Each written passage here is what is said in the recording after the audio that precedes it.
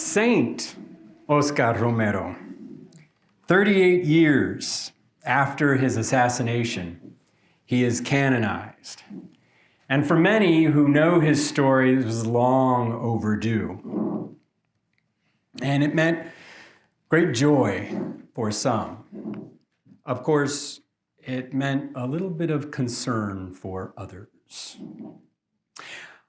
I myself was in San Salvador when it was announced that he was recognized as a martyr, and they were going to have the beatification, that final step towards his canonization as a saint. And still, in the cathedral in San Salvador, every Sunday in the crypt, they have the Romero Mass, and people from communities all throughout the country come to that Mass. So there was jubilation at this announcement. But after this expression of jubilation, then came this nervousness. And a woman said to me, she says, ¿Qué van a hacer con nuestro Monseñor? What are they going to do with our Monseñor? Right? So this kind of nervousness about what will his legacy become? And this fear wasn't allayed when the Archdiocese of San Salvador came out with a slogan, a jingle, and the motto, Romero, Martyr for Love. I was talking with Jose Maria Tojeda, the Jesuit rector of the university in San Salvador, and he said, martyr for love of what? And so it becomes a vexing question when considering who is Saint Romero. I came to write this book with the kind of surprise that in fact, canonization wasn't the end of the story. It was actually the beginning of a new story. That when the church canonizes a saint, when we remember great figures in history, there's always a constant negotiation. Who is that person? What do they mean? In the case of a saint, what does it mean for the church? What does it mean to be a Christian in the world in light of this figure? And so all of those questions, they aren't put aside with canonization. They only intensify the debate, the negotiation. And certainly with the words of Dorothy Day echoing in our ears, don't call me a saint, I don't want to be dismissed that easily. The question is, when we canonize a saint like Romero, will it be to dismiss his legacy more easily? A well-known figure, Monsignor Romero was Archbishop of San Salvador between 1977 and 1980. In those 3 tumultuous years as Archbishop, he became world-renowned. In 1978, he was nominated for the Nobel Peace Prize, and his statue in this day stands over the west door at Westminster Abbey as one of the 20th century's great martyrs. But can we close in on that facade and ask, who was this man? Who was he? Can we even say who he was not? And ask the question, what is Romero's legacy for us today? In considering that question, I think Romero's great contribution is modeling Christianity, modeling faith for our world today in an extraordinary way. And it has to do, on the one hand, with his spirituality. And those of us who study spirituality academically, we talk about it as this constellation where thought and action come together. Right? We have figures in Christian history who are famous for their thought, but in Romero, we have someone who not only had profound thoughts, he had a profound life, a profound witness. And it's the power of the combination of those two that are part of his powerful legacy. In terms of themes, though, I came to ask the question, do Christians think differently after Romero? And there are 3 themes along which I would suggest that we can, and in fact we should. The first is conversion. Part of Romero's story is this powerful experience, this transformation that many have called a conversion, not without controversy. But I would say that he teaches us a lot about what conversion might mean today for all of us. Secondly, to talk about discipleship, and specifically to think about those vexing questions about the relationship between faith and politics. And then finally, and perhaps surprisingly, for it's a word that engenders so much emotion and fear, Romero teaches us about martyrdom. He not only stands as a martyr, but he presided over a church that saw many, many martyrs. And out of that experience, I think we have a rich understanding of this term and what it can mean for the Christian life. So let's begin thinking about conversion. Romero's legacy involves a profound conversion experience, but it's a little bit different than what we often connote with the term. Certainly in the case of Romero, you don't have someone who moved from no faith at all to a faith experience. He was baptized as an infant. He grew up in a Catholic household, yearning to be a priest from his youngest years. He entered the minor seminary when he was 13 years old. It was not a journey from no faith. Nor was his conversion the story of a prodigal son who went off and did terrible things for which he repented. If anything, when one searches through Romero's diary notes, one sees somebody who wrestled with scrupulosity, so concerned about his sinfulness, always scolding himself for not praying enough, etc. So it wasn't a profound shift from sin, at least in the sense that we often connote it. No, Romero's conversion is something different. Now,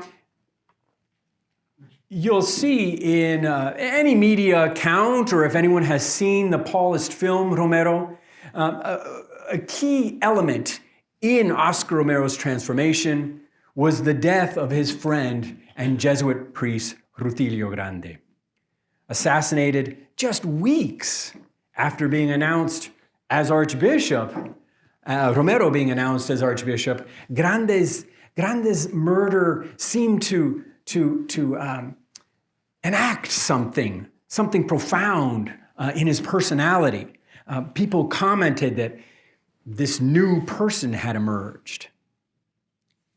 And yet, as important as that moment is, and I will talk about it a little bit more, focusing solely on that moment misses a key part of Romero's, and indeed our own, understanding of conversion. To understand Romero's change more fully, we have to go back 7 years earlier. In 1970, Oscar Romero was ordained a bishop, an auxiliary bishop in San Salvador. And as one biographer put it, his time there he was known as the Little Inquisitor. It's 1970. Vatican II had concluded just a few years earlier. The landmark meeting of Latin American bishops in Medellin, Colombia had happened just 2 years earlier. The pastoral work that had come from Medellin was transforming the church throughout Latin America, including El Salvador. Base communities were being formed, and that theology that came to be known as liberation theology was finding itself in the roots of this church. Oscar Romero did not identify with this church. No, he in fact got quite the reputation for being opposed to these progressive movements in the church. Most famously in 1972 was the Externado affair. The Externado San Jose is a Jesuit high school in San Salvador, whose sons who attend there are the sons of the wealthiest of the society. Well, they were disturbed to hear that their sons were going to this high school and learning social analysis and asking questions about the poverty of their country. Communism, that's what it was. And who better to help them than the auxiliary bishop who happened to be the editor of the archdiocesan newspaper, Orientación. And so Oscar Romero published an editorial scolding this Jesuit high school of distributing literature of a known red origin to mislead the students. This caused a scandal of national proportions. I mean, essentially, their highest judicial court held hearings about what was going on at this Jesuit high school. In the end, they were exonerated. And Romero never mentioned a word again, nor did he apologize. But his reputation was firmly ensconced in this episode, the Externado affair. During this period, Romero was not ignorant of the situation in his country, of the vast disparities, for instance, between those small population that was very wealthy and the majority population of the country that languished in poverty.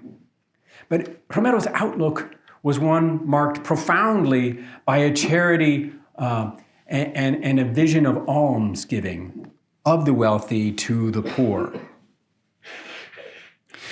Similarly, he was suspicious of new theology and specifically wrote a memo to the head of the Congregation of Bishops in Rome complaining about politicized priests who were preaching about justice instead of the spiritual truths of the gospel that they needed to stick with. And finally, the relationship to the other priests in the diocese was poor. His reputation at, for instance, the priest senate meetings was to sit in the very back, his arms crossed, by himself. He lived for a while in the major seminary in San Salvador and would eat dinner alone. Oh, well, sometimes he would eat with his friend Rutilio Grande. But other than Tilo, nobody knew this man. He kept to himself. This was the man that in 1974 received the word that he was being appointed and elevated to being bishop of the Diocese of Santiago de Maria. So, though it was seen as an elevation, a promotion, if you will, some saw it as a kind of kick upstairs to get him out of San Salvador, in which the tensions with so many of the other priests, of people in the communities, that was making it an untenable situation. When Romero goes to Santiago de Maria, he finds a new reality. This is no longer the urban center of the country. This is a rural area, dominated by the coffee harvest. And it was here that Romero begins to see this new reality and it making its impact on the vision of his country, but also on the way that he saw the demands of faith. The coffee harvest in El Salvador is brutal work, harvesting coffee beans, carrying them, getting them weighed, etc. And it's seasonal work. So most people languish in unemployment or underemployment, and then during the harvest, everybody works. And people will come from all around and sleep on the ground, in the trees, wherever, just to be where there is work. Depending on which coffee plantation you were working on, you were fed maybe your daily ration of a tortilla and some beans. There was one famous plantation that was known as Solo Tortilla. No beans there. Right? It is here, and it is here ministering to these people that we begin to see a new Romero emerge. The first year, he didn't really notice it, but by his second year in Santiago de Maria, he noticed that, well, in the hills, and coffee grows very well in the volcanic soil of the hills, the mountains in El Salvador. So although it's very warm in the country, at night it can get cold. And so he was talking to his pastoral vicar, and he said, where do all these people sleep? It's pretty cold outside. Well, Monsignor, they sleep where they can. Oh, that won't do, he said. Look, we have this old school. We don't use it anymore. Let's open it up and allow these campesinos to sleep there. And so what happens? He visits with them, and over a cup of coffee or eating some beans, he begins to hear the stories. Stories of hardship, stories of maltreatment, stories of repression. And these begin to change him. He begins to see reality in a new way. This new reality makes its most powerful impact on him in the village of Tres Calles, in his diocese, where 6 campesinos were murdered by a group of soldiers. 4 of them shot up, 2 hacked up with machetes. Why? Why were they killed? They were 3 of them were catechists in a training center called Los Naranjos. You see, what was going on in the countryside were these small base communities were being formed, people who reflected on the Bible. But not just the Bible, it was the Bible in light of their own lives. And then leaders, organic leaders, would come from these groups. They were called delegates of the word. And they would go to these centros de formación, these formation centers, to get more training, some of it formal catechesis, but others about courses about the national reality.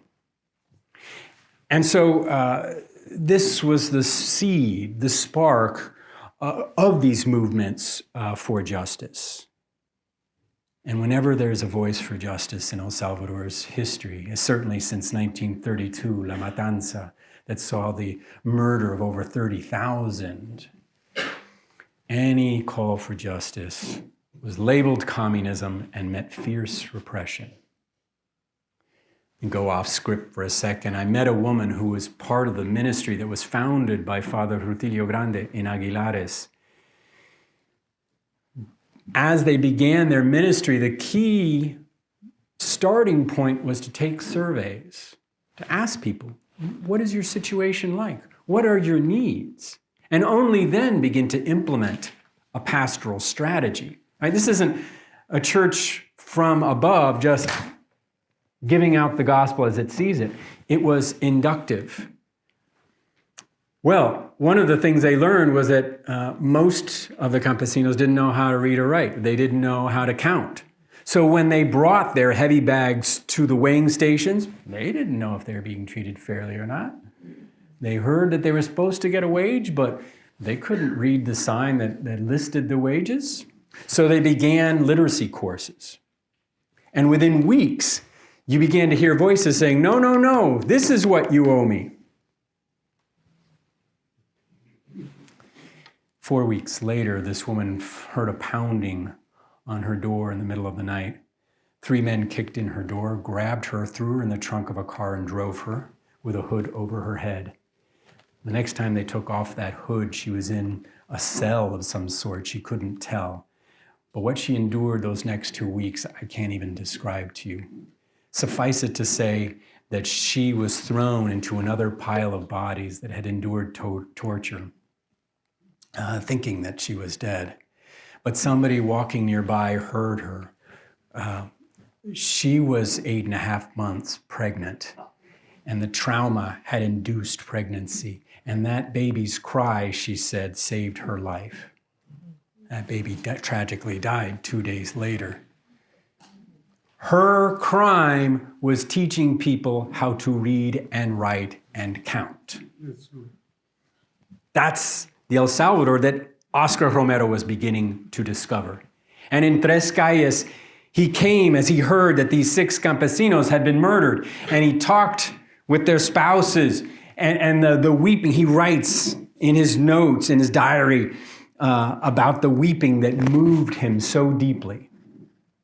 And yet, to give you an indication of where he still was in his life, the other priests who came around, including those Passionist priests that ran the education center that these catechists had been at, they said, Monsignor, we need someone to take a stand and protest these murders. To which Romero said, no. We don't wish to cause scandal. Let me handle it behind closed doors. I know the president personally. I will write him a letter and demand justice. You see, so even as we narrate this transformation of Romero, it's not of a cartoon character. It's not of someone who had no compassion whatsoever.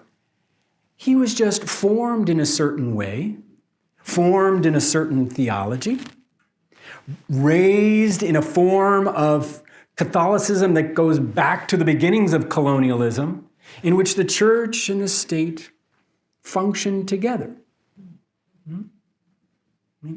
As Philip Berryman says in his introduction to liberation theology, go to any Latin American town and what will you see at the center, right? The two buildings, the government house and the church facing each other. Romero was not prepared to see a rupture between that relationship. And so despite the cries of his fellow priest and of those families, he tried to handle things privately with no results. So it was to the shock, to the dismay of many, that in 1977, when Archbishop Chavez, who had been Archbishop of San Salvador for over 40 years, was retiring, that his replacement would be none other than Oscar Romero. For those elements and the progressive elements in the church, it was a nightmare. This guy, the one who caused all that trouble with the Externado school, this guy, Archbishop. Needless to say, those in the oligarchy and in the military who had lobbied the Vatican for Romero were pleased. They saw him as the candidate who would return the church back to normal as they saw it. So it was a great surprise for everyone when this tragic event happened, the assassination of Rutilio Grande. Rutilio Grande had been at the forefront of this new movement within the church. He was a native Salvadoran. He was well known, well respected. And so to have him be killed. Now, in that year, in that previous year, 3 priests had been expelled from the country. They were foreign-born from religious orders. But here's a native Salvadoran priest assassinated with an 80-year-old man and a 16-year-old boy in the car.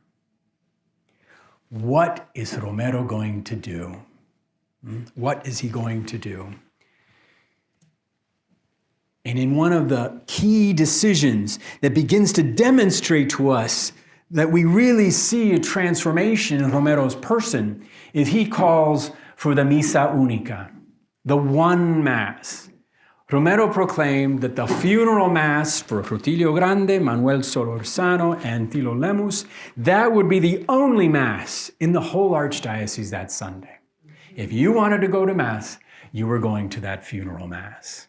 And all of the priests of the archdiocese, and many others besides, concelebrated. There were thousands present at this Mass. Some who heard him preach that day said, could it be? He sounds just like Father Tilo Grande. Could it be that God has not abandoned us? In that homily, Romero said, anyone who touches one of my priests touches me. We see a boldness, a courage that was not there before. Moreover, after the incident, Romero vowed that he would not participate in another governmental ceremony until the investigation of that murder were carried out in a satisfactory manner. Now, this was particularly significant because that year, 1977, there was an election. And outgoing General Molina, who had been his friend, Colonel Molina, was being followed by General Carlos Humberto Romero. No relation. You always have to say no relation. Under very dubious circumstances. Actually, a friend of mine whose father was in the Salvadoran military at the time relates how they were instructed to either destroy ballot boxes from areas that would have been going to the opposition or flat out entering votes, stuffing ballot boxes. So a fraudulent election brings General Romero to the presidency.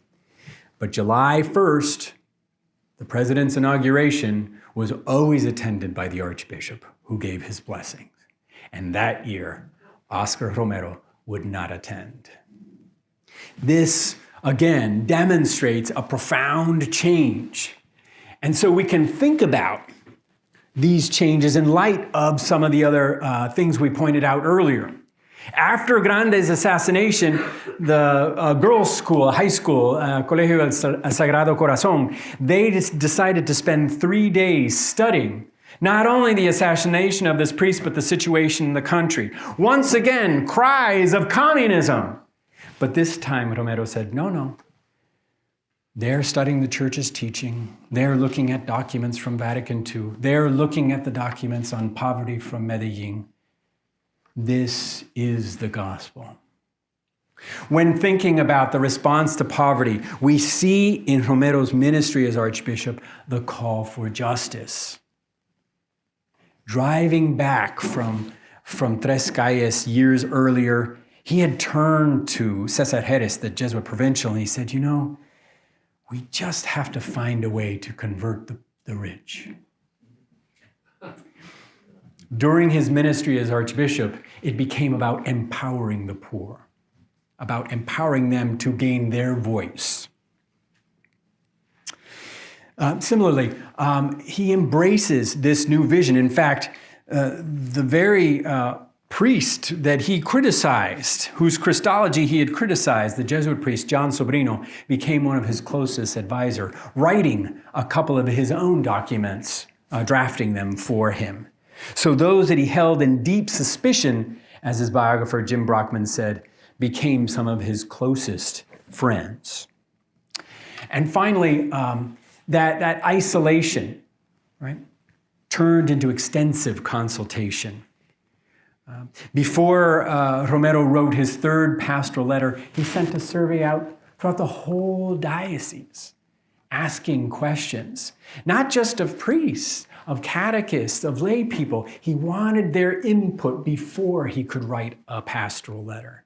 So we see a complete transformation in his pastoral approach, in the way he conducted his ministry as a bishop. This, in an interview with César Jerez, the Jesuit provincial, he told this story, and I include the text in full just because it's so powerful. Romero says, I was born into a poor family. I've suffered hunger. I know what it's like to work from the time you're a little kid. When I went to seminary and started my studies, I spent years and years absorbed in my books, and I started to forget where I came from. I started creating another world. When I went back to El Salvador, they made me the bishop's secretary in San Miguel. I was a parish priest there for 23 years, but I was still buried in paperwork. Then they sent me to Santiago de Maria, and I ran into extreme poverty again. Those children that were dying just because of the water they were drinking. Those campesinos killing themselves in the harvests. You know, Father, when a piece of charcoal has already been lit once, you don't have to blow on it much to get it to flame up again. So yes, I changed, but I also came back home again. For Romero, conversion was a coming home, but it's a coming home to a reconfigured home, right? A new way of seeing that home. Romero has put his finger on something profound about conversion today, and particularly about seeing our world in light of its profound injustices. We have been so trained to think about conversion in a solely individual manner that Romero's experience of seeing the world, of seeing massive poverty, unemployment, etc., as sin, and then call to respond to it, is a new kind of conversion. We think of our friend Thomas Merton and his very famous Louisville experience, right? The Thomas Merton who had written Seven-Story Mountain and The Sign of Jonas seemed very happy, ensconced in the fuga mundi mentality, fleeing the world. But in Conjectures of a Guilty Bystander, he presents this experience that he has in Louisville. In the center of the shopping district, I was suddenly overwhelmed with the realization that I loved all those people, that they were mine and I theirs, that we could not be alien to one another, even though we were total strangers. And so it's in that book that we see the Merton concerned about nuclear war, about racism, about poverty. Right? It's that expansion of one's world, of one's home, that presents us a profound aspect of conversion that we are all called to. Romero, in his preaching, called conversion the duty of every believer, and constantly, not a one-time experience, but a daily experience, called to convert. Though he was outspoken in his denunciation of injustice, he said, "But we cannot speak a simple word of denunciation without looking into ourselves and seeing our own flaws." Would that more of our bishops do that. The second area is this relationship between faith and politics. And certainly Romero's context was extraordinary in this regard, as his country was descending into the chaos that would be the Salvadoran Civil War. Romero, of course, inherited that long colonial legacy that put the church within various social sectors of the country. The oligarchy that controlled the economy, the security forces, the rural campesinos and urban poor, and the middle class, and all with the church being both part of and being criticized by these different social structures. Now, the response that the church was feeling was not one of unanimity. Here's a picture of Bishop Alvarez, who in a famous conflict with Romero said, "There is no persecuted church. There are some sons of a church that, wanting to serve, lost their way and put themselves outside the law." Bishop Alvarez also held the rank of colonel in the military. And when it was reported to him that one of the priests in his own diocese, Miguel Ventura, was kidnapped and tortured, he replied without a hesitation, "Ventura, he was tortured as a man, not as a priest." Right? This separation of the church into a kind of supernatural realm that is not in the world. You recall that one of the justifications that was given for the rape and murder of the U.S. churchwomen in 1980 was they weren't nuns. They didn't wear a habit. The stakes were high in the country. And in 1980, Romero would give perhaps his most famous statement on faith and politics. He was invited by the theological school in Leuven in Belgium to give a lecture. And he entitled it, "The Political Dimension of Faith from the Perspective of the Option for the Poor." And in that lecture, he makes two really important points. The first of which is, when we talk about faith in politics, it is not a question of if, but how. And the example that he could use was precisely his refusal to attend the presidential inauguration in 1977. So many people said to him, "Monsignor, why are you making a politics here? Why are you politicizing this?" To which he simply responded, "When is it not political for the Archbishop to be blessing a president's inauguration?" The church, he wrote in this lecture, has always had a presence in society that it cannot demand. It is part of the polis, the Greek root of the word which we get politics from. It cannot pretend that it's not in the polis. So the question of politics is not if, but again, how. Who is being served? Whose interests are being put forward? And for Romero, it was clear that the world had to be the world of the poor. Both, you could say, just in terms of knowledge. If you really want to know how the world is, the poor reveal it. We often don't see the effects of our economic systems, for instance, on the poor. I tell my students, that t-shirt you buy at Target is affecting somebody in Sri Lanka. We don't see it. We don't wake up one day and say, I'd really like to make somebody poor. But we participate in economic systems that thrive on that, right? So Romero is saying, go to the world of the poor. See that world, and you will see the world for what it really is.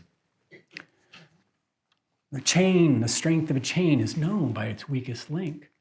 But it's not just a question of knowledge, it's a theological proposition. That is where God can be found. From his interpretation of the Gospel of Matthew 25, the parable of the sheep and the goats, and the Son of Man who says, when you give to the hungry, you have given to me.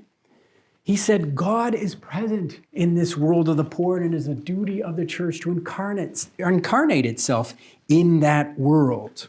That's what guides the politics of the church. And so when thinking about a term even like transcendence, he talks about a transcendence that raises the church toward God as being realized and lived only if it is in the world. Transcendence shouldn't take us out of the world.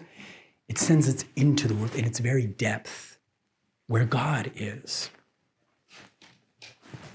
And so, throughout his ministry as Archbishop, and this he makes clear in his second pastoral letter, which he called the church, the body of Christ in history, he takes up 3 moments in Jesus' ministry as it's portrayed in the Gospels to identify what the church, what Christian faith should look like in the world today. The first part of which was the denunciation of sin. Jesus denounced sin. And so how did he carry this out? Well, one of the most profound ways was in his weekly Sunday cathedral homily, which became a sensation throughout the country, and indeed it was broadcast over the radio throughout Latin America.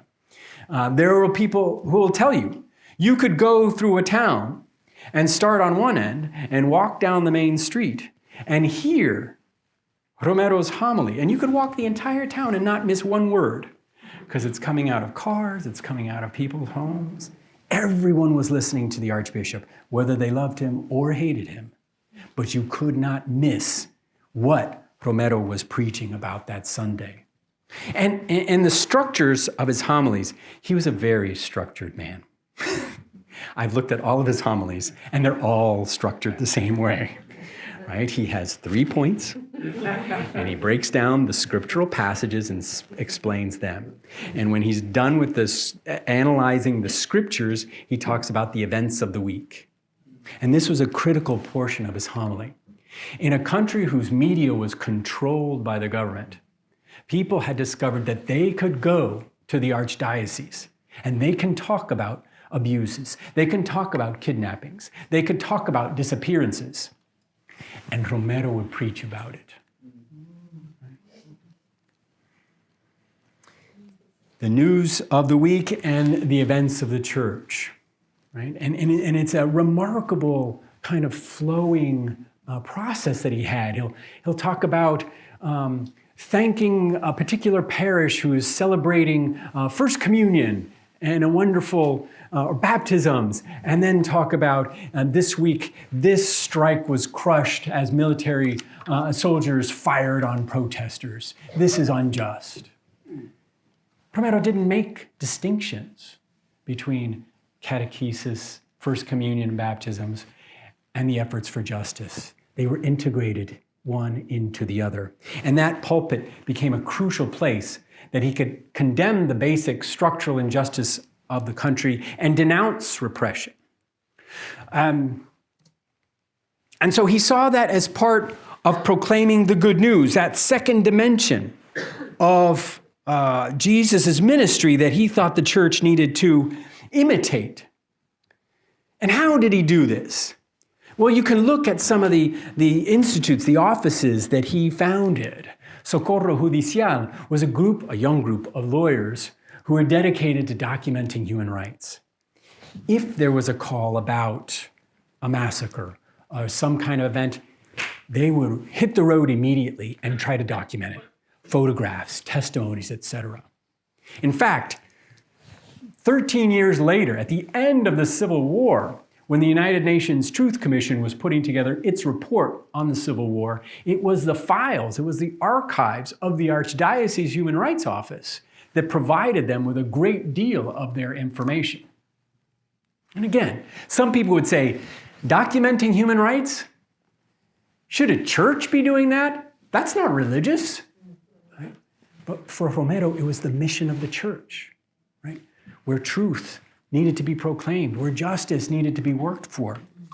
And so Socorro Judicial, or supporting an organization like Comadres, mothers of those who had been disappeared. Of speaking, that's a photograph where he's sitting next to Ignacio Ellacuría and Segundo Montes, two Jesuit priests who worked at the UCA, the Jesuit University. It's a foreshadowing. Both of them, Ellacuría and Montes, would be assassinated in 89, 9 years after Romero.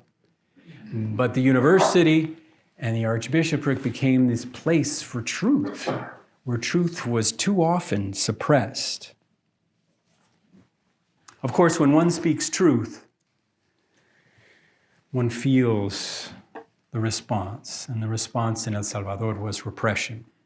It's a picture of Higinio Alas, he and his brother Chencho, who's still kicking around. They were some of the earliest founders of base communities in El Salvador. He's holding in his hand a placard, a symbol of La Mano Blanca, the white hand. It was a symbol of one of the death squads. If you saw the white hand, it meant you were a target of assassination. You had better get out quick.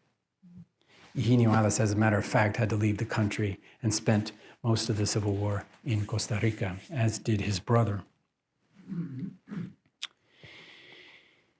Martyrdom, enduring persecution.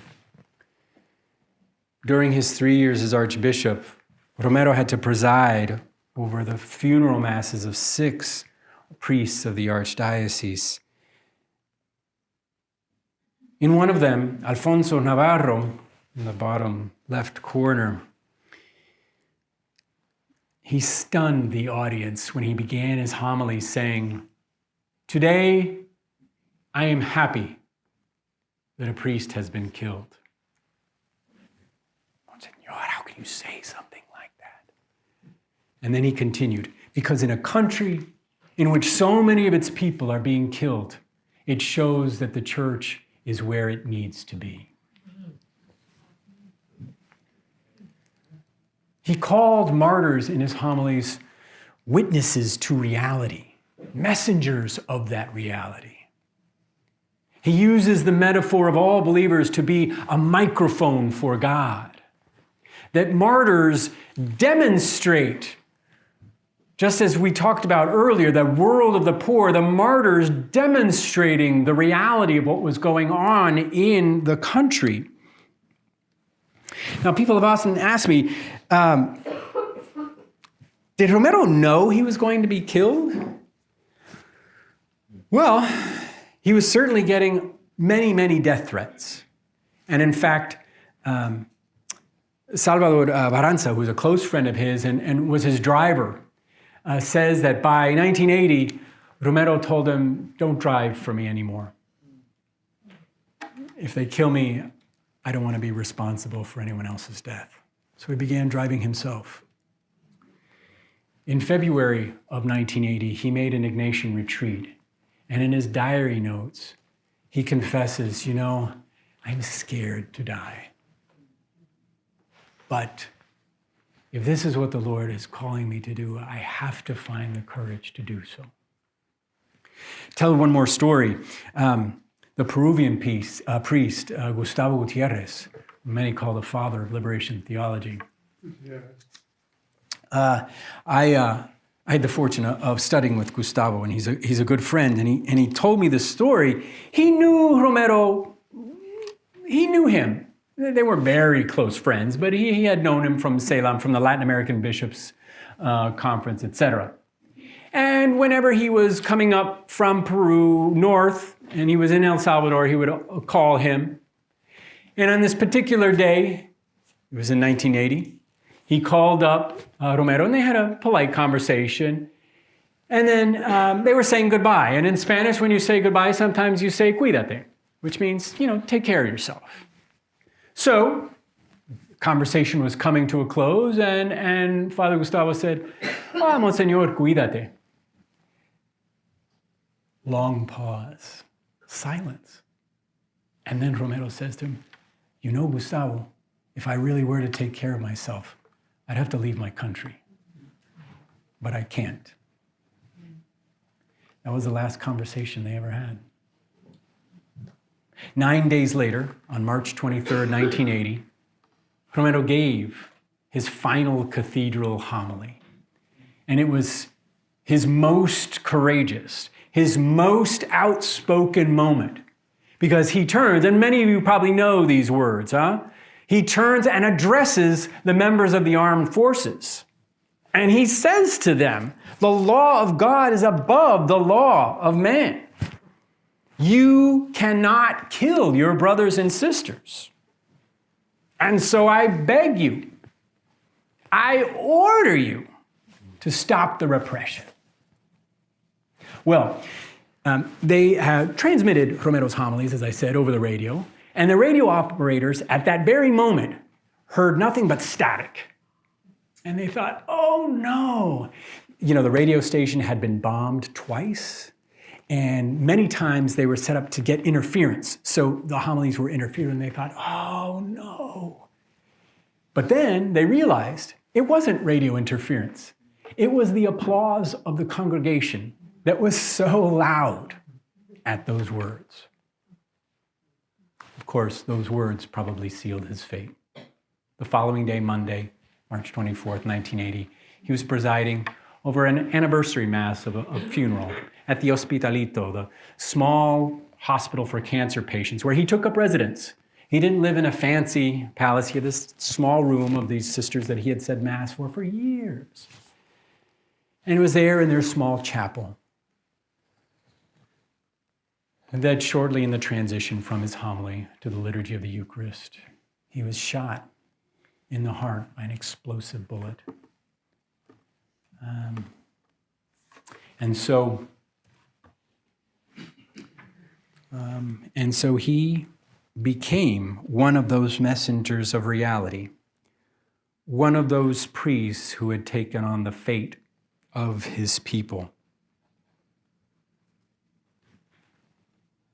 And so, how do we think about this man? And what is his legacy for us today? I'd like to start with a couple of things he's not. Oscar Romero is not a middle way. Sometimes he is portrayed, and in the wake of his canonization too often, he's portrayed as being between this fanatical right-wing government and left-wing guerrillas. And he's in this kind of magical, abstract middle place. No such place existed. Romero was not a middle ground. He was committed to the fate of his people. Yes, he corrected those on the right and the left for various things. In fact, to the left, he often said, and this was a major theme in his homilies, especially from 1979 on through 1980, he said, you cannot make your own political party an idol. Right? So he often says, yes, we need to be political. We have to be involved in politics. But he was not talking about being partisan. He was about engaging the issues of his day. And we can't make our ideology, our party, an idol. Nor is he the stuff of sentimental love. Romero wrestled with difficult issues in his country, and despite his, I think, personal proclivities to be private, spoke boldly, was not afraid of confronting very powerful figures in his country. And so there's no room for a Romero who's simply about sentimentality. So who is this person? I'll leave you with three sayings, and these sayings have their roots in the earliest tradition of the church, of which Romero was a great devotee. He loved reading the writings of the early Christian writers, thinkers. And the first one comes from our liturgy, right? The Agnus Dei qui tollis peccata mundi. The Lamb of God who takes away the sin of the world. And it's with new eyes that Romero came to recognize the sins of the world and committed himself to participating in removing those sins. Poverty, racism, the abuse of immigrants. These are sins. And like the Lamb of God, we are called to participate in taking away that sin of the world. Irenaeus, this famous saying that in the debates about the nature of Jesus, the Christological debates of early Christianity, Irenaeus had the statement that which is not assumed is not saved, right? That God became flesh, right? What is assumed then is saved. And unless God had really become human, really taken flesh, then humanity could not be saved. Romero constantly spoke of the church needing to be incarnate in the world of the poor. It cannot float in an abstract, in the clouds, in las aguacates, in the avocados, as one woman said. Right? Or as Rutilio Grande said, God is not lying in a hammock somewhere, looking down at us. Just as our Lord, as God become flesh, so we as believers, the church needs to take flesh in the world. And finally, Gloria Dei vivens homo was the saying of Irenaeus. Glory of God is the living human being, to which he modified. The glory of God is the living poor. To see the very presence of God, to see the will of God. For so many who had been raised on a faith that was fatalistic, suffering, poverty in this world, that's the way God created things. In the next, I'll be saved. No, Romero says the glory of God is in the living, thriving person. And this is the call of the church to participate in making this world look more like that kingdom of God that Jesus preached, one in which the poor are alive. And so, Romero is a saint.